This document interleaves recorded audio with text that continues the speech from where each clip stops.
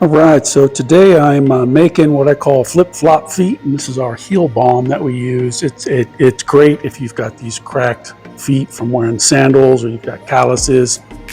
Even if you're like diabetic and you get a lot of dry skin, this is really good for moisturizing, deep moisturizing of the skin. So anyway, I'm going to start off with some shea butter, and then I'm going to move into my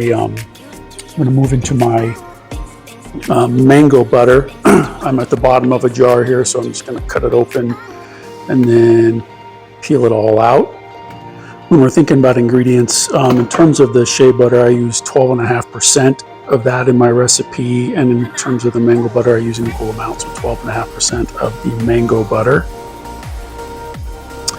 So let me just dig all of that out of here. Speed that up for you. That way you don't have to watch me just peel this stuff out. Took me a couple of minutes. So anyway, so that's 12.5% of the mango butter. So I have those in there. And next, I'm going to add a rice bran oil to my mixture. I'm cleaning up a mess. Hang on. Yeah. All right. Got that mess cleaned up. Sorry about that. Next, we're going to add our jojoba oil. And this is going to make up approximately 6% of my recipe. So we'll just pour it on in there.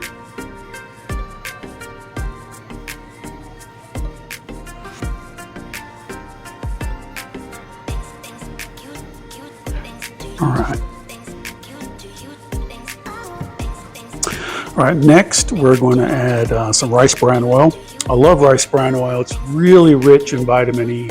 So even if you have vitamin E in like mixed tocopherol form, you use this with that, and you're really creating a really rich, deep moisturizing skin product that's going to help out with very, very dry or cracked skin. The last ingredient I like to use is coconut oil, and that's 22% of the recipe. You know, whether you're making one tube or like I'm doing here, making about 20, you know, that's what you use. I like to use the organic stuff. This is just a small container I got at Costco. I buy usually in bulk, but usually I don't buy organic in bulk. I just buy, you know, regular 76 degree. But for like small products like these, I like to go out and get some better quality oil. You know, when you're making soap, it's one thing, but when you're making body care, it's another. So I like to take care with that. Okay. After that, we're going to be adding in a wax mixture, but this is all the oils that we put in. So again, that's mango butter at 12.5%, shea butter at 12.5%, rice bran oil at 22%, jojoba oil at 6%, and coconut oil at 22%. Okay, so, all right, now I got my Candelilla Wax container here. This is a vegetable wax. It allows your product to be vegan and animal and cruelty free. So that's why I like it. And besides that, it also provides a better slip to your final product, so it feels better on the skin. Beeswax can be a little sticky, and I don't like that. But you use 25% in your recipe, okay? So, well, I'm going to set all those oils and the wax aside into a double boiler so that they can melt down, and then I'm going to get my my scent profile ready. I mix an ounce each of peppermint oil, eucalyptus oil, lavender oil, and tea tree oil. I also add a little bit of Rosemary Olein resin as an antioxidant, and I add a little bit of vitamin E as well. About 0.3 milliliters of vitamin E, and I add about the same amount of the Rosemary Olein. So that's what you'll see going on here.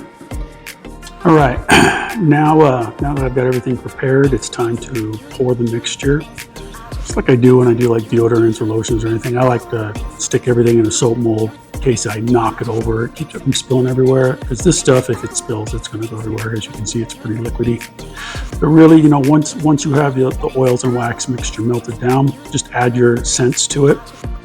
and stir it so that everything is, mixed in pretty well, and then pour it into tubes and let it set up. It takes a few hours. I think I'm gonna do a little time lapse of that so you can see how it darkens up.